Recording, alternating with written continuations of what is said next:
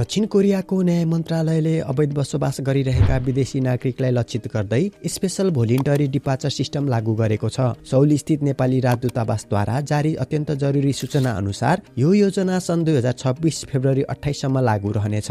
यस अवधिमा स्वैच्छिक रूपमा कोरिया छोड्ने योग्य व्यक्तिलाई जरिवाना छुट दिइने र पुनः कोरिया प्रवेश कुनै प्रतिबन्ध नलाग्ने व्यवस्था गरेको छ। तर अवैध रूपमा कोरिया प्रवेश गरेका, नक्कली राहदानी प्रयोग गरेका, आपराधिक गतिविधिमा संलग्न, निर्वासन आदेशको पालना नगरेका तथा सन् 2025 डिसेम्बर 1 पछि अवैध बनेका व्यक्तिहरू यो योजनामा सहभागी हुन पाउने छैनन्। योग्य व्यक्तिले नेपाल फर्किन चाहेको मिति भन्दा कम्तीमा 15 दिन अघि वा सार्वजनिक बिदा बाहेक कम्तीमा 3 दिन अघि भोलिन्टरी डिपार्चर रिपोर्ट फर्म बुझाउनु पर्नेछ। यो फारम हाई कोरिया वेबसाइट मार्फत अनलाइन पनि बुझाउन सकिनेछ। अनलाइन आवेदन पछि अन्तिम पुष्टि गर्न कम्तीमा 4 घण्टा अघि विमानस्थल अध्यागमन कार्यालयमा सम्पर्क गर्नुपर्ने व्यवस्था गरिएको छ। थप जानकारीका लागि दक्षिण कोरियाको अध्यागमन सूचना केन्द्र 1345 वा सौल स्थित नेपाली राजदूतावासमा सम्पर्क गर्न अनुरोध गरिएको छ।